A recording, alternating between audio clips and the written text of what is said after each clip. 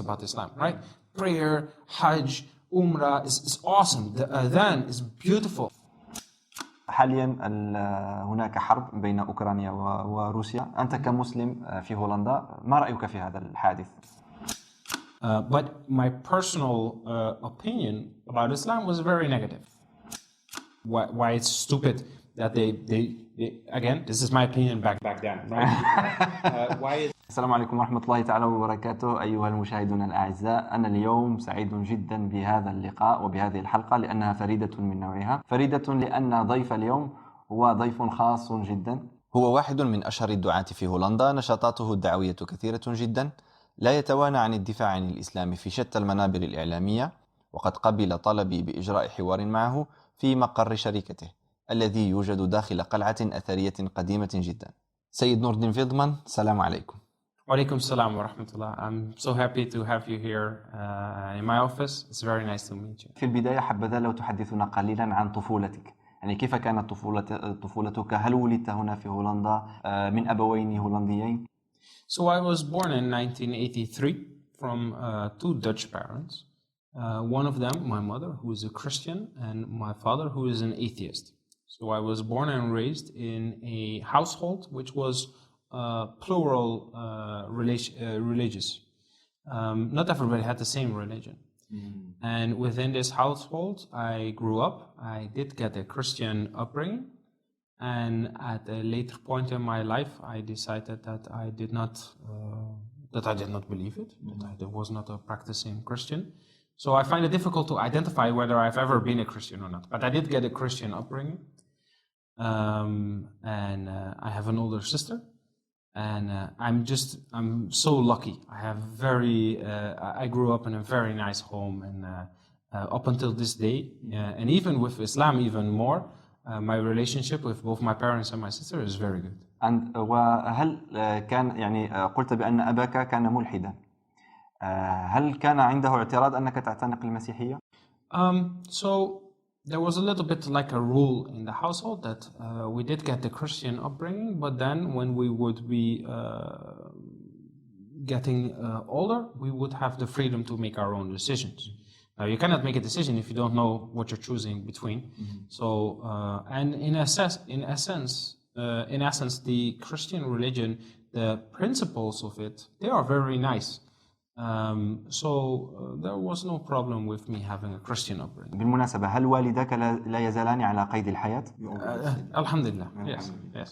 هل لا يزال أبوك ملحدا؟ صحيح. هل أبوك هو ملحد يعني لا يعتقد بوجود الإله، أم أن أصلا سؤال وجود الإله لا يهمه؟ My father does not believe that God exists. هل حاولت أن تقنعه بالإسلام؟ If you mean that I am literally asking my parents to become Muslim, this is not something that I'm active in.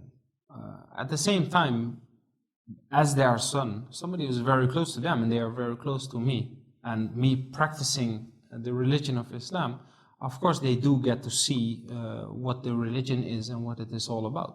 They come with me to the mosque, they listen to lectures. Subhanallah. So and we have a very open environment where we discuss our various ideas and our various religious perspectives. Not only where we disagree, but also where we agree upon. احكي لنا عن طفولتك، المدرسة التي درست فيها، هل كانت مدرسة المسيحية أم كانت مدرسة يعني عادية؟ So if you look at the schools that I went to, they were not religious schools. So both my primary and my secondary school, they were non-religious schools. So you get a generic worldview, of course, from a Western perspective. But it did not necessarily imply that you have to be part or look at the world from a specific religious perspective. Looking back, I do think that sometimes we have maybe discussed about Islam, but I do not have anything that I remember from my primary or my secondary school that I really think that was related to me understanding what, for instance, Islam was. Okay. You do get, even in public schools, you do get to get in touch with Christianity for the simple reason that you get in touch with the history of your own country. And the history of this country is for a big portion, especially in this part of the country, Christian. خلال طفولتك هل كان لك أي التقاء مع أشخاص مسلمين؟ Yeah, especially on secondary school, that I remember that there were Muslims that were in my class, and from the different classes, but in the same age group that that I had social contact with. But I also don't remember that we were really discussing religious topics back then. And keep in mind that when I went to secondary school, this was prior to 9/11. So in that time, in this place, Islam was not really a topic that people would often discuss or debate about. It was really after 9/11 that it became a topic of interest, I think, for society. What I know for sure is that it became a topic of interest for me. So I became a Muslim when I was 24 years old, alhamdulillah. After going, reading about Islam, discussing Islam for a year or 4.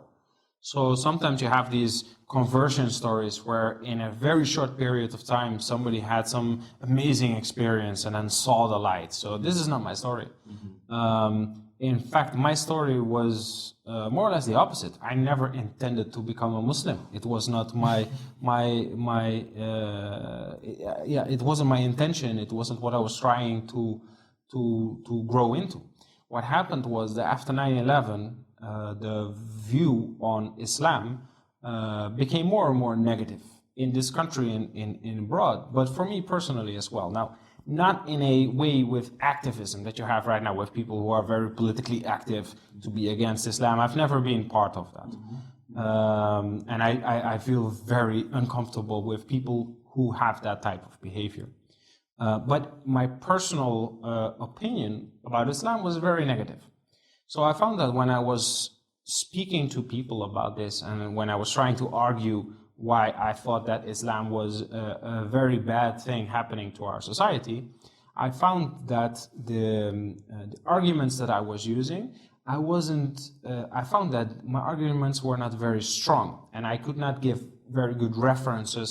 So it was like taking a lot of stances, but not having a lot of arguments and not having a lot of sources and fundaments for what I was saying. And that was bothering me. So my intention was, if I get to know a little bit more about Islam, it will be easier for me to explain why this is not a good religion, right? So why Muslims are so aggressive to women, why Muslims support terrorism, why it's a backward religion, why it's stupid that they again, this is my opinion back then, right? Why it's fit to build a cubicle-shaped building and then pray towards it, right? I mean, come on, you build it yourself, right? So what I found was that I had a lot of negative assumptions about Islam, and trying to come up with better arguments in support of my negative assumptions, reading more and more about Islam. And the funny thing is, one of the first books I started reading was the correlation between religious fanaticism and violence, because this was what my interest was on. I wasn't interested in becoming a Muslim, right? So the more and more I read, the more I found that not my arguments were the problem, but the assumptions themselves. So while trying to prove my assumptions, I was actually disproving and debunking them. And you can imagine that wasn't what I was trying to do, so I wasn't even particularly happy with that. And I remember that when I get to a moment thinking like, hey, these guys might even have the truth on their side, right? They might have a case, right? I remember the first time thinking that for a split second, I was in shock. I was like, oh, that's not what I was going for. Because I was a non-religious white male with an education and a nice job. I was doing fine. I wasn't looking for a religion. I was, on the winning team. So that's also one of the reasons why I think it took me so long before finally embracing Islam, because I really had to cross that obstacle from trying to disprove Islam to actually accepting for myself as well that my opinion was shifting fundamentally. And then finally, when it did, then things went pretty rapid. So from that point on, when I finally crossed it, I just got in touch with somebody, and they started to do da'wah with me, and I was like, yeah, I appreciate it, but I just need to go to the mosque because I need to say the shahada. And they were like, yeah, but we want to explain to you. I said, no, I got this. Which of course is, there is some portion of arrogance in it, because I thought I knew, and then you become a Muslim, you start practicing, and then you get to, looking back now on what I knew of Islam, when I took the shahada, and what I know now, compared to what is out there in knowledge, right? It's right now I feel much more humble and like, oh man, there's so much I need to learn that I don't understand. But when I took the shahada, I was like, yeah, man, I got this. honestly, yeah. Yeah. So then I became a Muslim, age 24, and my dad videotaped it. He came with me to the mosque. Yeah, he came with me to the mosque. My mother wanted to come as well, but she couldn't. But there was not an argument for it. But there was just some practical. It was impractical, and then my father came, and so I have a videotape of. I got a video of my shahada that my dad filmed. أوكي طيب، يعني أن قصتك مع الإسلام يعني لم تكن عن طريق داعية، أنت بدأت دراستك للإسلام بنفسك، فلم تحتج إلى مرشد أو داعية ليشرح لك الإسلام، أنت أصلا كنت قد درسته، فما احتجت إلا إلى النطق بالشهادتين في المسجد. So of course you need it, but I needed it after I took shahada, right? Because then you need to start practicing it, and looking at the map, thinking where you need to drive, and then doing it, those are two very different things. So of course. By the time I took shahada, I really had to build my network, get the people around me that could help me, and lean on them. And I had so much support from a number of individuals that I will love and make dua for the rest of my life, because they helped me so much in that phase. I would not advise people to take the route that I took. Okay. It is better to have the support of the person before taking the shahada, so you have a clear entrance and a clearer route, etc., and to have guidance in that part of your journey as well. But that's my opinion looking back, and that's not the way that it went for me. But I mean, after my shahada, I did have a lot of support, and up until this day, the fact that so I became active in the field of da'wah. But honestly, it was a little bit of a sneaky move, because becoming active in the field of da'wah, it allowed me to meet so many people who outrank me in knowledge, in experience, in life experience, in their experience of practicing Islam, etc. That I can actually lean on them a little bit, ask my questions. To also show when I'm not sure of something, or when I'm insecure about something, to discuss it with them and to ask them for nasiha. So this really helped me. And my advice to everybody, because when you take shahada, everybody starts giving you advices, right? It's crazy, right? Everybody who finds out you're a new Muslim, they come and they give you 10 advices every day. So it's impossible, right? So I found that there's one advice that I give to people that I stick to. And it is, build a network of friends that are practicing Islam. Just do that. And all the other advices, I don't even give them. I say, just get yourself a nice network of some nice guys who are or if, of course, if it is a sister, then nice girls, right? Who are practicing Islam, and then practice Islam with them. And then you will find that whatever comes in your path and whatever questions you have and all the obstacles you'll discuss, you'll get together, they will help you, right? Get yourself a network. كذلك هذه المسألة يعني تقودني إلى سؤال آخر، وهو أنك يعني حين بدأت تريد الاطلاع على الإسلام ودراسته وتعلم تعاليمه، ألم يعني تقع لك صدمة مثلا من وجود مدارس إسلامية مختلفة؟ Yes. Yeah. So This is very interesting because it means that the level of your iman is actually linked to your rational understanding of the religion. And when you think that Islam is a truth in a way that everybody has the same opinion about every detail, and this boosts your iman, and then you find out this is not the case, you go like, what? Right? And it can hurt you, right? And not only that it will lower your iman, but it will hurt you as a person emotionally. So it's very important to have a proper understanding of what Islam is, so that you are linking your iman to the correct fundamentals. So what I have done, and what I found helped me, was to understand usul al-fiqh. So to understand the root of differences, but also to understand what is the impact of a difference. So if what I think is very important to understand when it comes to the differences between the schools of thought in the madahib, right, is that you understand that there are differences which do not exclude the rightfulness of the other.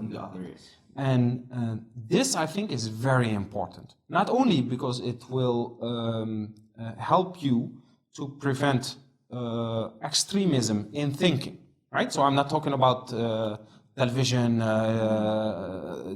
journalism, but or you know, what you see on the news. I mean extremism in your thinking, right? When you think that you are the only one that's correct and everybody else is wrong, this is an extremism in the way that you're thinking, right? So to understand that there are differences which do not exclude each other, I think that it's very important, and I found that understanding the base principles of fiqh, for me, it helped a lot to understand that, and also to prevent being hurt when you find that Islam is something that you loved and then find out it is not. And also the understanding for yourself that Islam is perfect. I mean, this is the deen of Allah. I mean, right? It doesn't get much better than this, right? Well, in fact, it doesn't get any better than this, right? So the problem is always you. It's always you. It is your interpretation of Islam. It is your view of Islam. It is your understanding of Islam. It is your knowledge of Islam. You're the weakest link. Or, you know, in my case, I'm the weakest link, right? So to understand that, and to make sure that you always try to link your iman to the fundamentals which are correct, and then understanding that you're just trying to get in your understanding as close to the truth as you can. I think that's very important. And like I said, you know, really, usul al-fiqh, you don't have to become a scholar, right? But usul al-fiqh, to understand the root of differences, and why a difference does not, by definition, means that there is a problem. And by the way, why some differences do mean that there is a problem, because it's not like you know, that everything is nice. Right. No, some people have some mixed up ideas, right? But to able to differentiate between that, I think is very important. And we as Muslims, and this is not only for converts, we as Muslims, we need to really learn to understand that we are living in the same house. And within this house, within this construct of this house, which is the Ummah, there are different rooms. So some people may be your roommates, and they're on exactly the same interpretation as you are. And some people are maybe not your roommates, they are maybe in the next door, but they're in the same house, right? What we need to prevent is when the house is on fire, we need to understand, all of us together, this is our house. And it doesn't mean we're in the same room, but we're in the same house. We're brothers and sisters in Islam, we're in this together. And it does not necessarily mean that we will be identical. Unity doesn't mean that we are all identical. Unity means that we understand that we can embrace our differences and then work together for better. And it's not, and honestly, like you're asking me as a convert. But this topic in itself, it is not limited to converts, right? In fact, it's not limited at all. everybody in the Ummah has unfortunately, can be exposed to this way of thinking. And it can hurt your iman. But when it does, I mean, you're the weakest link, right? Or in my case, I'm the weakest link. It's not because of Islam. Don't worry about Islam. Islam is the good part. هل درست يعني المذاهب كلها وقارنتها أم تخصصت في مذهب معين مثلا المذهب المالكي أو المذهب الشافعي؟ So this is a good question. When I was referring to usul al-fiqh, I was referring to usul al-fiqh prior to it becoming limited to a madhab. So it is understanding the different madhab and then understanding your own. Right? If you only understand your own but you don't understand your others, then you still actually don't know what you single out, right? So first to really understand what usul al-fiqh is in the basics, and then how the different madahib, which used to be more than 4, right? How they came to be, and understanding that there was a lot of human work in this, which was mashallah, with scholars that we look up to, and that we ask Allah subhanahu wa ta'ala to grant these people Jannah, right? So to understand that and then understand where you are positioning yourself. And so I also don't advise people to follow a specific madhab, right? If a person converts to Islam, and in this town or in the city where he goes, or the mosque that he goes to, if they are Hanafi, then say, just go with them. Right? Because again, what I said is that it's so important to have the network, right? But imagine, imagine in this day and this time, 2022, the Netherlands, if I were to have a complete group of friends around me, which are all Hanafi, right, for instance, and I were to constantly follow only the Maliki madhab, right? So how does that actually link to the example of the Prophet ﷺ, where we found that he was founding groups. One of the things that he did, which was so amazing, was to bring people together as groups. So if there's a fundamental difference, and if it is a serious difference, right? There are limitations, right? We can't go along with everybody, right? But as long as that's not the case, then just be part of the group. So if somebody, like in the Netherlands, we have a big Hanafi group with many people with Turkish backgrounds, and we have a big Maliki group with people from Moroccan backgrounds.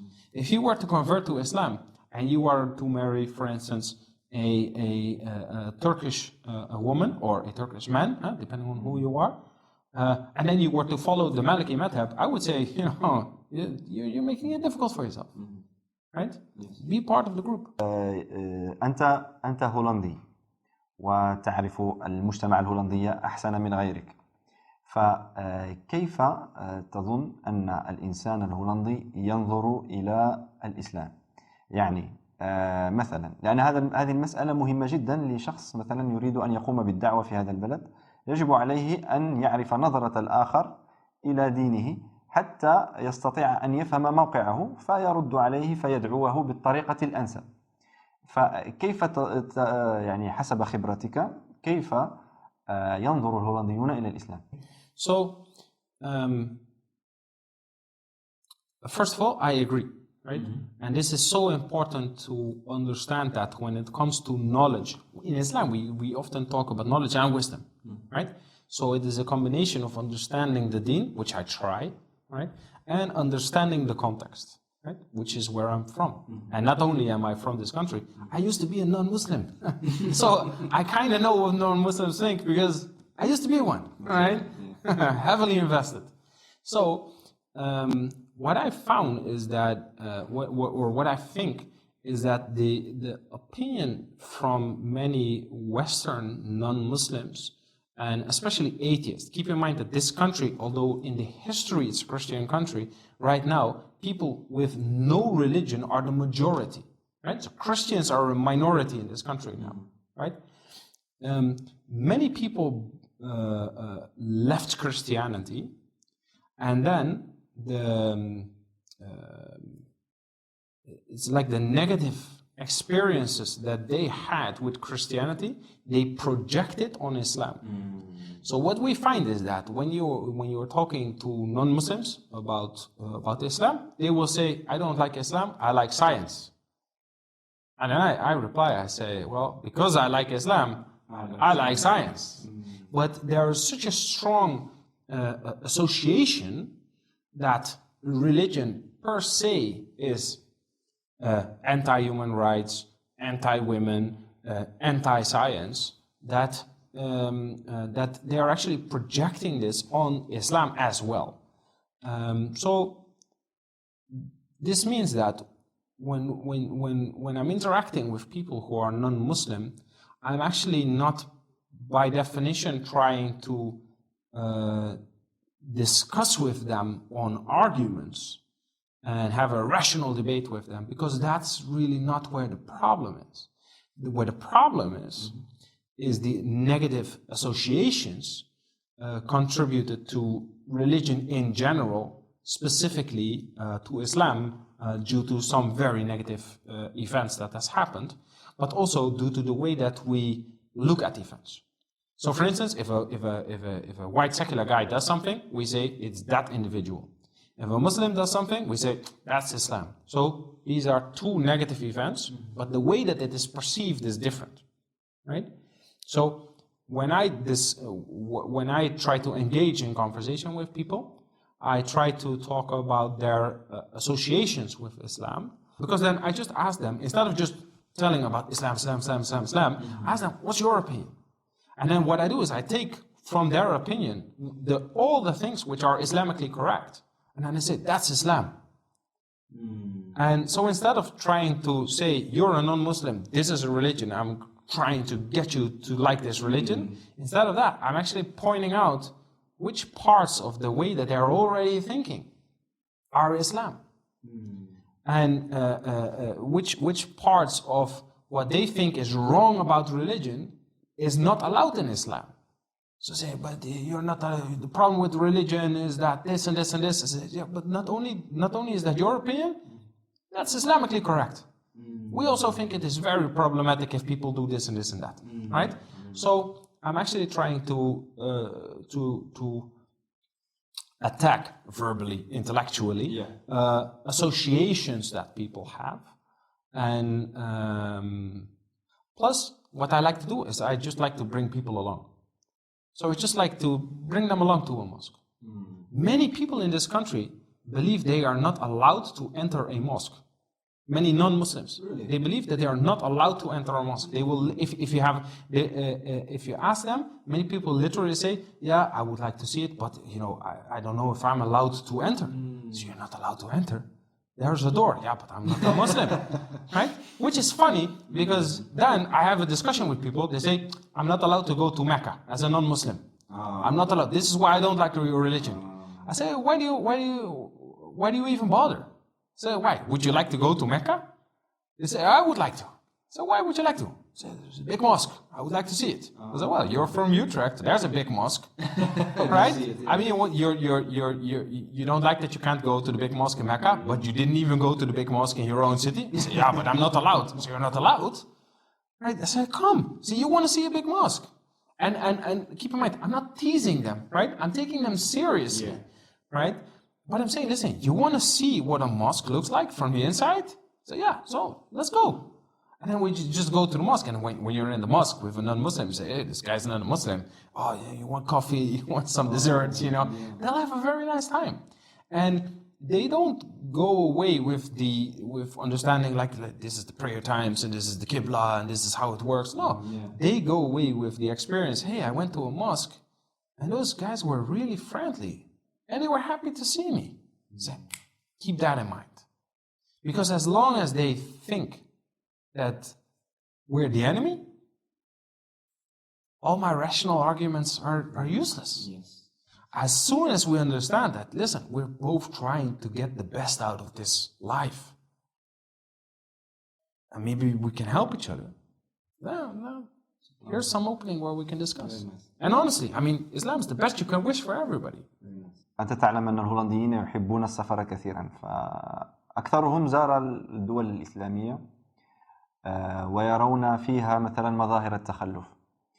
وكذلك حين يعودون هناك بعض المسلمين هنا في الديار الأوروبية لديهم سلوكات لنقل ليست جيدة.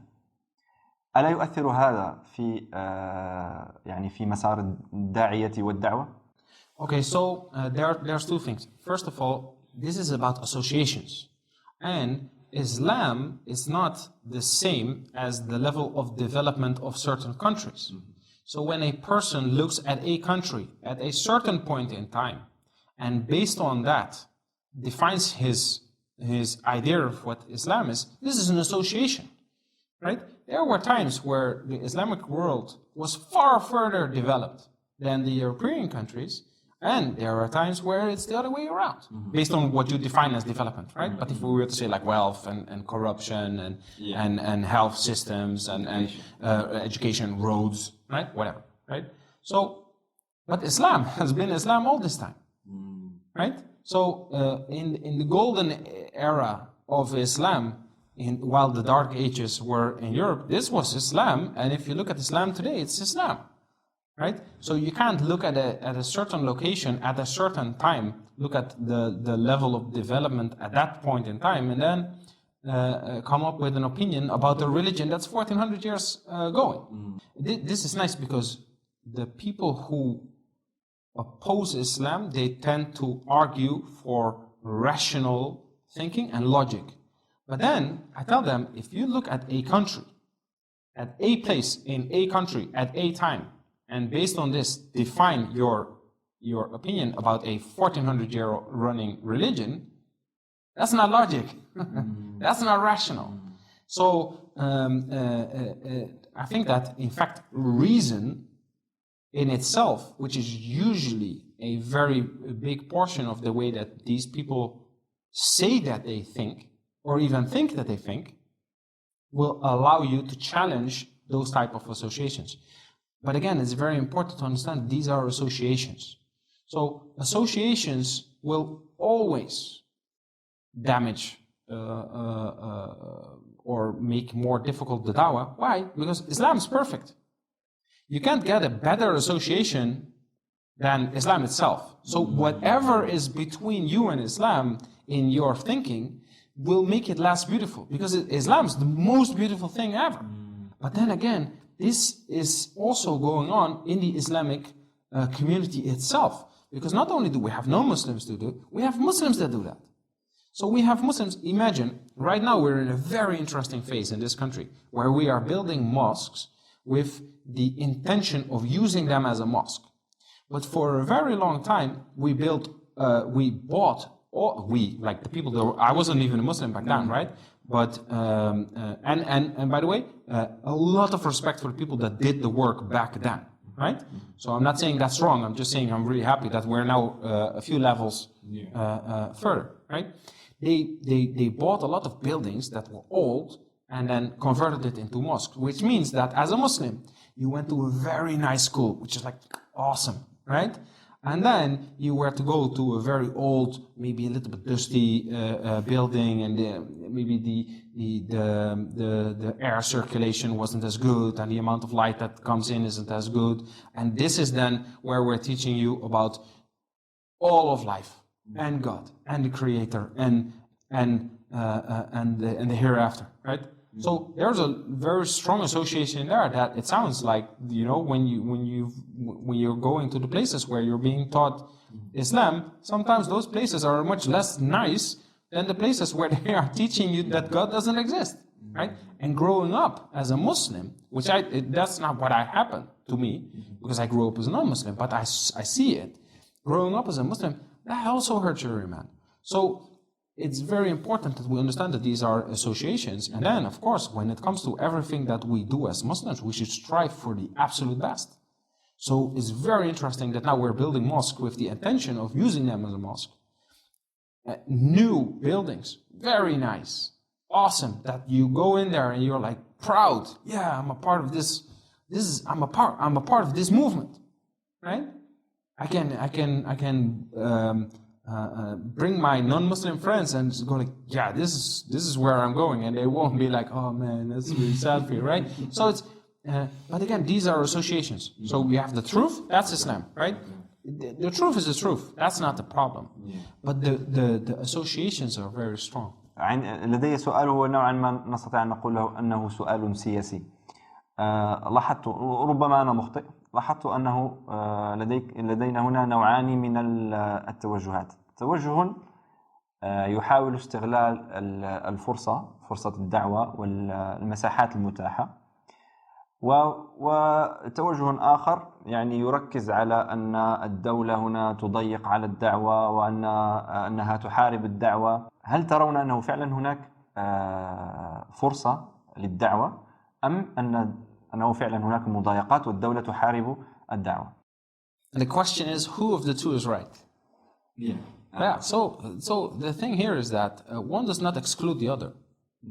So if you are a Muslim in this country and you're active in the field of da'wah and you don't think that the government is making it less easy for you, then you're dreaming, right?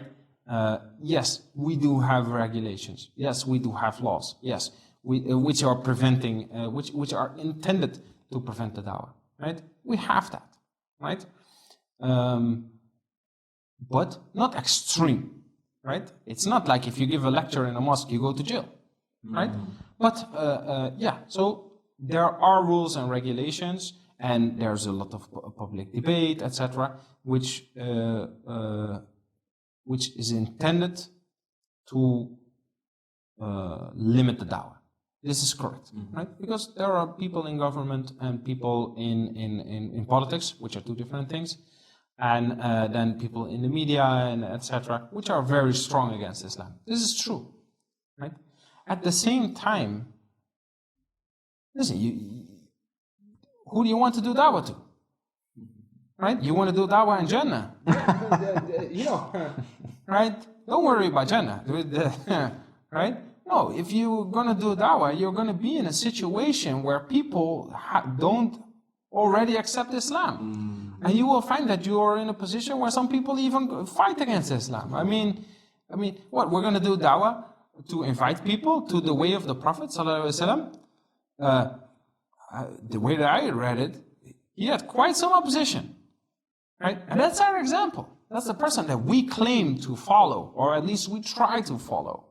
So yeah, there's opposition, but there is actually, the difference is not really whether you think that there's only opportunities or only difficulties. So there's always both, always, right? The real question is, do you think that there are obstacles that you are willing to overcome so that you will grow and achieve?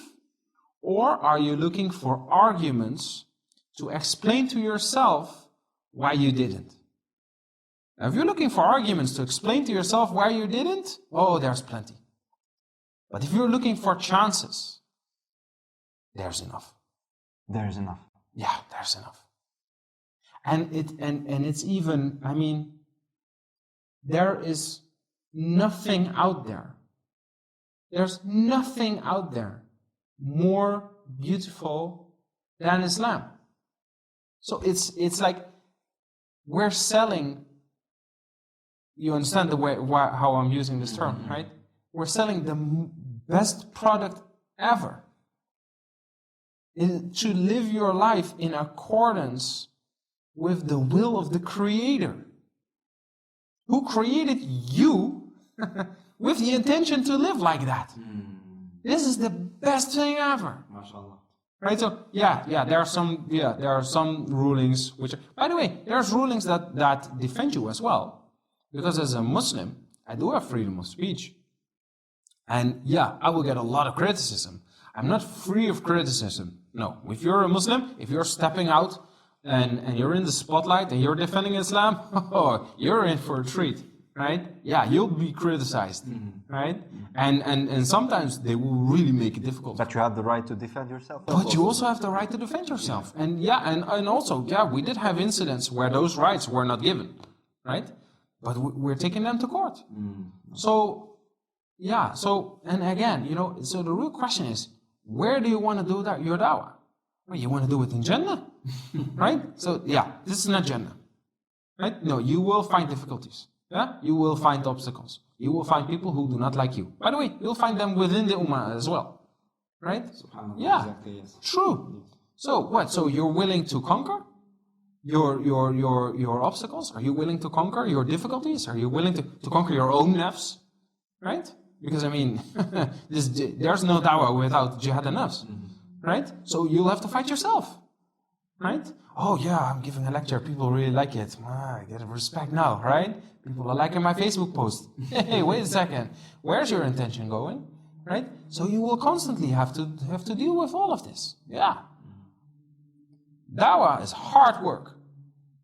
And you know where the reward is? It's with Allah. You want your reward in this worldly life? Dawah is probably not the road you want to. Wait, you want to seek the satisfaction of Allah? Do dawah in a non-Muslim country, of course.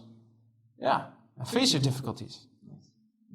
What else did we find in the seerah than the Prophet ﷺ and his companions facing difficulties?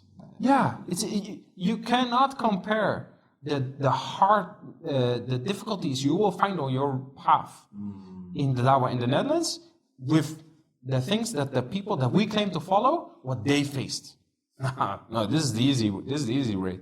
ما هو أكثر سؤال غريب سئلته لما دخلت إلى الإسلام؟ So there's basically two sides of it.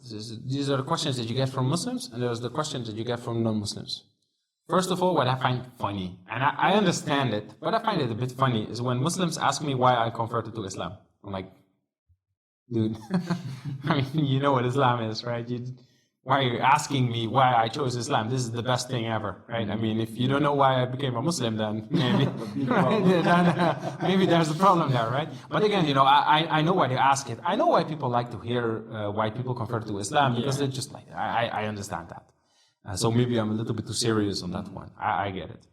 The second thing is that many non-Muslims in this country, I don't know about other countries, but in this country, they actually approach religion as if it were a product.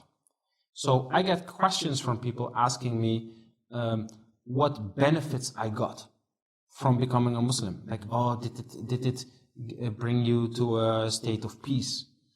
Did it give you happiness? Did it give you it gives you very strict rulings, which makes your life a lot of order and structure, right? But this is a product thinking, right? It's not like, it's not like there's multiple religions out there, and then I just check which one gives me which benefits, and then I pick one. I say, oh, well, it gave me these benefits. And then, of course, Islam gave me benefits, of course. But that's not part of the reason why I became a Muslim, right? A person becomes a Muslim, I think, because he gets to a point, or she gets to a point of realizing that Islam is the truth. So, if the truth is uncomfortable, it's still the truth. Mm-hmm. If the lie gives you peace, it is still a lie. So the question isn't what worldly benefits it gave me. The only question is it the truth or not? If Islam was not the truth, because I really love things about Islam, right? Prayer, Hajj, Umrah is awesome. The Adhan is beautiful. But if Islam was not the truth, it's useless. Yes. All of these things that we really love about Islam, if it were not to be the truth, it's worthless. So the only thing is it the truth or not? And if it's the truth, you should do it. No. And embrace it. And if it's not the truth, then whatever benefits it gets you, it's irrelevant. Mm-hmm. So the only reason why I became a Muslim is because it's the truth. Mm-hmm. It's the only reason. Alhamdulillah, right? Because sometimes people compliment you. You became a Muslim? MashaAllah, it's so good for you. Of course not. Islam teaches us that if Allah wants a person to become a Muslim, nobody can misguide him. Yeah, and if Allah does not want somebody to become a Muslim, nobody can guide this person, right? I mean, I tried to misguide myself, and I failed. I became a Muslim not because of something that I should be complimented with. I became a Muslim because I failed debunking Islam. I lost. Right? And then of course I won. Right? But this is thanks to Allah. كسؤال أخير، أنا أعرف أنه عندك مشاغل كثيرة. حاليا هناك حرب بين أوكرانيا وروسيا. أنت كمسلم في هولندا، ما رأيك في هذا الحادث؟ Not specifically as a Muslim from the Netherlands, but as a Muslim, I wish to see less fitna, and I wish to see more peace, and I wish to see rule of law applied. Even if it is not maybe by definition exactly the rule of law of Islam, I would still approve, I would still love to see rule of law before chaos. So seeing the decay of peace and the growth of fitna in any place, in any time, regardless of who is doing it to whom, I'm against that. And I hope that peace will come back. Yeah, inshallah. آخر كلمات توجهها للجمهور العربي والمسلم الذي يتابعنا الآن. So I think that it is very important that we get to a point where we see each other as brothers and sisters. You're asking me as a convert, but I'm not a convert. I'm your brother. Yes. And and you, to me, you are not a Moroccan. You are my brother. So while at the same time we should be together more and helping each other more, regardless of our differences, than that we should discuss our differences in a way that actually hurts us. شكرا جزيلا على هذا اللقاء. بارك الله فيك، وأتمنى أن يوفقك الله تعالى في مسيرتك الدعوية ومسيرتك الشخصية إن شاء الله، والمهنية كذلك.